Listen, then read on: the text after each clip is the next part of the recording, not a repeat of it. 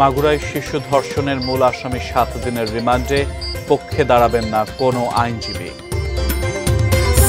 যশোরের রাষ্ট্রদ্রোহ মামলায় বেকসুর খালাস পেলেন তারেক রহমান। এবং 5 দফা দাবিতে খুলনা মেডিকেল কলেজ হাসপাতালে ইন্টার্ন চিকিৎসকদের কর্মবিরতি।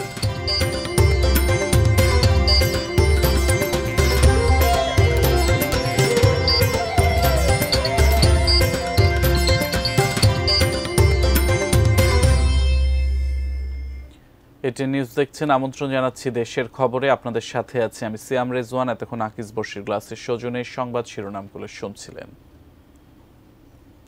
বিস্তারিত। মাগুরায় শিশু ধর্ষণ মামলায় প্রধান অভিযুক্ত হিটু শেখকে 7 দিনের রিমান্ড দিয়েছেন আদালত। বাকি 3 আসামির রিমান্ড হয়েছে 5 দিন করে। জেলার আইনজীবীরা জানিয়েছেন আসামিদের পক্ষে দাঁড়াবেন না তারা। এদিকে দোষীদের দ্রুত বিচার ও শাস্তির দাবিতে আজও উত্তাল দেশ। বিভিন্ন স্থানে অনুষ্ঠিত হয়েছে বিক্ষোভ ও মানববন্ধন। মধ্যরাতে আলোচিত এ মামলাটির শুনানি করেন মাগুরার chief judicial magistrate Abdul Matin. প্রধান অভিযুক্ত হিটু শেখকে 7 দিনের ও বাকি 3 আসামির 5 দিন করে রিমান্ড মঞ্জুর করেন বিচারক। ধর্ষকদের কোনো রকম আইনি সহায়তা দেয়া হবে না বলে সিদ্ধান্ত জানান জেলার আইনজীবীরা। নিরাপত্তার স্বার্থে কোনো রিমান্ড শুনানি আমরা করতে পারি নাই। আসামিরা এখন পুলিশ কাস্টডিতে আছে। রিমান্ড শেষে তাদেরকে আদালতে সোপর্দ করবে এবং আমরা আশা করি সময়ের মধ্যে এই বিচার কাজ সম্পন্ন হবে ইনশাআল্লাহ। শিশু ধর্ষণের ঘটনায় উত্তাল মাগুরা জেলা। শহরের বিভিন্ন এলাকায় শিক্ষা প্রতিষ্ঠানে চলছে সর্বস্তরের মানুষের বিক্ষোভ মিছিল, সমাবেশ ও মানববন্ধন কর্মসূচি। একটি দাবি, দ্রুত সময়ে ধর্ষকের সর্বোচ্চ শাস্তি। শুধুমাত্র শিশু ধর্ষণ না, বাংলাদেশের প্রত্যেকটা দিনই এখানে ধর্ষণ সেখানে ধর্ষণ হচ্ছে। সারা বাংলাদেশে ধর্ষণের সর্বোচ্চ বিচার, ফাঁসি নিশ্চিত করা হোক। 30 দিনের মধ্যে বিচার শেষ করা সহ বিভাগীয় শহরে ডিএনএ স্যাম্পলিং কালেকশন মেশিন স্থাপনের দাবিতে রাজশাহী ঢাকা মহাসড়ক অবরোধ কর্মসূচি পালন করেন রাজশাহী বিশ্ববিদ্যালয়ের শিক্ষার্থীরা। এর আগে নারীর প্রতি সহিংসতা ও ধর্ষণের ন্যায় বিচারের দাবিতে তালাইমারি মোড়ে অবস্থান কর্মসূচি পালন করেন রাজশাহীর সাধারণ শিক্ষার্থীরা।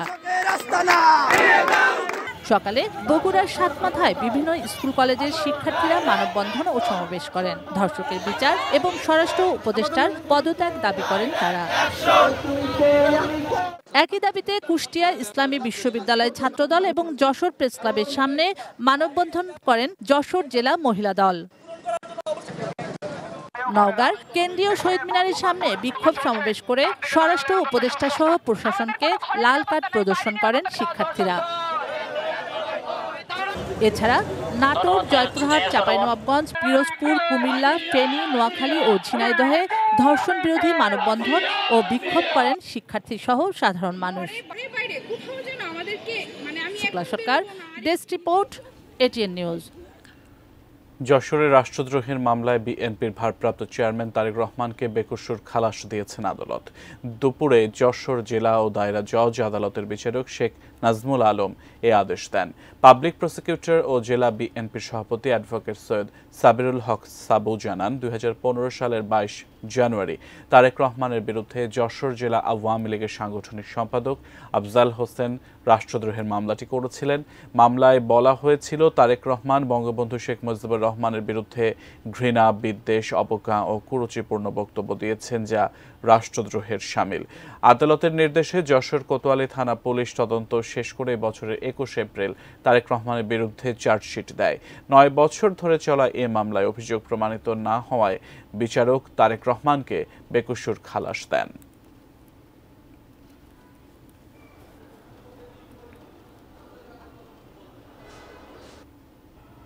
দেশের খবর দেখছেন, সময় হলো বিরতিতে যাবার। ফিরে অন্যান্য খবরের সাথে আরো যা থাকছে। টাঙ্গাইলে সাবেক এমপির বাসা দখল, ভাঙচুর ও চাঁদাবাজির মামলায় গ্রেফতার 1 জন। 4 জেলায় সড়কে প্রাণ গেল 7 জনের।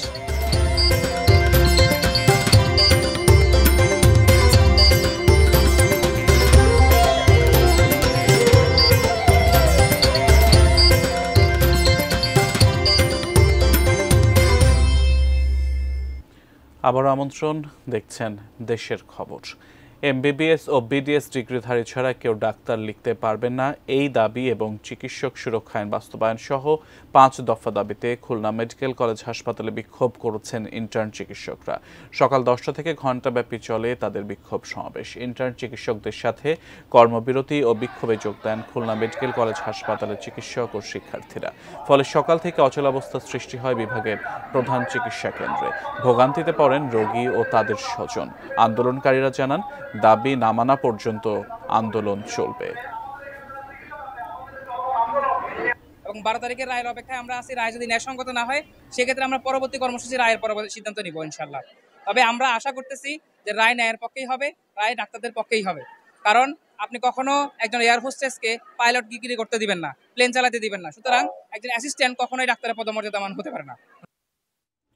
টাঙ্গাইলে সাবেক এমপির বাসা দখল, ভাঙচুর ও চাঁদাবাজির মামলায় নারী সমন্বয়ক দাবি করা মারিয়াম মোকাদ্দেস মিষ্টিকে গ্রেফতার করেছে পুলিশ। রোববার মধ্যরাতের পর টাঙ্গাইল শহর থেকে তাকে গ্রেফতার করা হয়। এর আগে রোববার রাতে সদর থানায় মামলা করেন সাবেক এমপি ও জেলা আওয়ামী লীগের সাধারণ সম্পাদক জওয়াহেরুল ইসলাম জওয়াহেরের স্ত্রী রওশন আরা খান। মিষ্টিকে প্রধান আসামি করে মামলায় অভিযোগ করা হয়। গত শনিবার সকালে শহরের ছোট কালীবাড়িতে 6তলা ভবনটির গেট ও ভেতরের তালা ভেঙে নগদ 5 লাখ টাকা এবং 10 ভরি স্বর্ণালংকার চুরি করা হয়। এছাড়াও আসবাবপত্র ভাঙচুর করা হয়, যার আনুমানিক মূল্য প্রায় 50 লাখ টাকা। গত শনিবার 17 জন মানসিক ভারসাম্যহীন ব্যক্তিকে নিয়ে বাড়িতে ওঠেন নারী সমন্বয়ক দাবি করা মারিয়াম মোকাদ্দেস মিষ্টি এবং সেটিকে একটি পাগলা গারদ বানানোর ঘোষণা দেন। ওই দিন রাতেই মানসিক ভারসাম্যহীনদের উদ্ধার করে ভবনটি দখলমুক্ত করে যৌথ বাহিনী।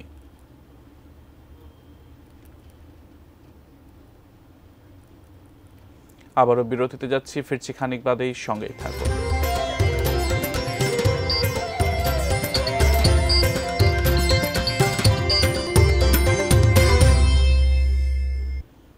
আবার আমন্ত্রণ, দেশের খবর দেখছেন। সড়ক দুর্ঘটনায় 4 জেলায় 7 জন নিহত হয়েছেন, আহত হয়েছেন আরও 5 জন। সকাল 9টার দিকে ময়মনসিংহের ফুলপুরে ট্রাকের সঙ্গে সংঘর্ষে সিএনজি অটোরিকশার 3 যাত্রী নিহত হয়েছেন, আহত হয়েছেন আরও 3 যাত্রী। নিহতদের পরিচয় এখনও জানা যায়নি। পুলিশ জানায়, ময়মনসিংহ শেরপুর সড়কে ফুলপুরের চাঁদপুর ব্রিজ এলাকায় ঘটনাস্থলে 3 জনের মৃত্যু হয়। সকাল 6:30টার দিকে টাঙ্গাইলের কালীহাতিতে যমুনা সেতু মহাসড়কের কামাখ্যার মোড়ে একটি গাড়ির ধাক্কায় মোটরসাইকেলের চালক ও আরোহী 2 জনে নিহত হয়েছেন। এখন পর্যন্ত তাদের পরিচয় জানা যায়নি। যমুনা সেতু পূর্ব থানার এসআই আতিকুর রহমান জানান, ঘাতক গাড়িটিকে শনাক্তের চেষ্টা চলছে। ভোর 6টার দিকে চাঁপাইনবাবগঞ্জের দারিয়াপুরে 2 ট্রাকের মুখোমুখি সংঘর্ষে এক চালক নিহত হয়েছেন, আহত হয়েছেন আরও 2 জন।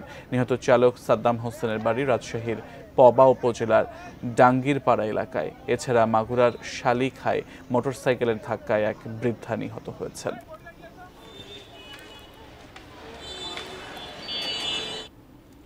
শেষ করব দেশের খবর, তবে তার আগে এক নজরে আকিজ বশির গ্লাসের সৌজন্যে সংবাদ শিরোনামগুলো জানিয়ে দেব আরেকবার।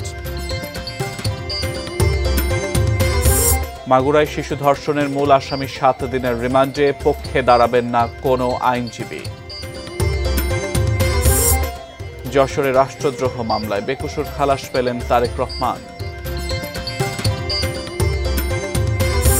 5 দফা দাবিতে খুলনা মেডিকেল কলেজ হাসপাতালে ইন্টার্ন চিকিৎসকদের কর্মবিরতি। টাঙ্গাইলে সাবেক এমপির বাসা দখল, ভাঙচুর ও চাঁদাবাজির মামলায় গ্রেফতার 1 জন। এবং 4 জেলায় সড়কে প্রাণ গেল 7 জনের।